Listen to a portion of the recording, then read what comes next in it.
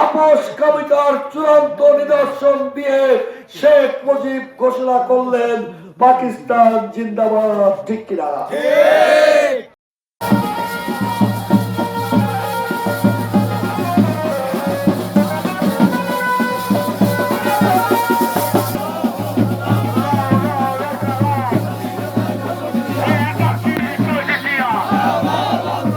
বলতে চাই 1971 সালের কথা।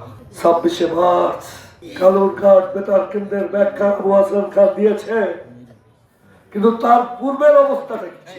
ওয়ালটনের পণ্য কিনে জিতে নিতে পারেন নগদ 20 লক্ষ টাকা। Double million offer! Walton fridge কিনে পেতে পারেন 20 লক্ষ টাকা। রয়েছে কোটি কোটি টাকার নিশ্চিত উপহার। বাংলাদেশের সকল মানুষ টু ন্যাশন থিওরি, দ্বিজাতি তত্ত্বের ভিত্তিতে পাকিস্তান ভারত ভাগ হলে মানুষ যে আশায় পাকিস্তান ভারতের ভাগ মেনে নিয়েছিল, পাকিস্তানিরা সেই আশাকে ধূলিসাৎ করে দিয়েছে বিদায় বাংলাদেশে ভাষা আন্দোলন হয়েছে। সেই আশাকে নস্যাৎ করে দিয়েছে বিদায় 69-এর গণঅভ্যুত্থান হয়েছে।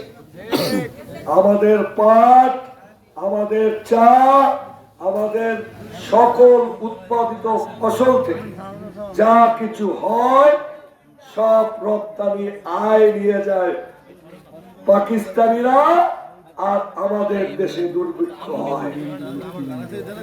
মানুষ আশা নিয়ে ভোট দিয়েছিলেন একজনকে, নৌকা মার্কায়। 3 তারিখে ছাত্র জনতা বাসভবনে বাংলাদেশি পতাকা উত্তোলন করলেন, আশা করলেন বাংলাদেশের স্বাধীনতা ঘোষণা হবে।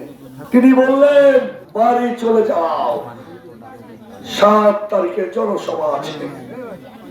মানুষ 7 তারিখের জনসভায় উপস্থিত হলেন। সারা বাংলাদেশ থেকে ছাত্র জনতা রেসকোর্স ময়দানে উপস্থিত হয়ে আশার বাণী শুনতে চাইলেন। সমস্ত কথার পরে আপোষ কবিতার চূড়ান্ত নিদর্শন দিয়ে শেখ মুজিব ঘোষণা করলেন পাকিস্তান জিন্দাবাদ। ঠিক কিনা? আপোষ করে ক্ষমতায় যেতে চাইলেন পাকিস্তানিরা। সুযোগ দিতে চাইলেও এদেশের মুক্তিযোদ্ধাদের যিনি স্বাধীনতা ঘোষণা করেছেন সেই শহীদ রাষ্ট্রপতি জিয়াউর রহমান সেই সুযোগটি দেয়নি। কারণ কালুরঘাট বেতার কেন্দ্র থেকে তিনি স্বাধীনতা ঘোষণা করেছেন। ঠিক মানুষ আশা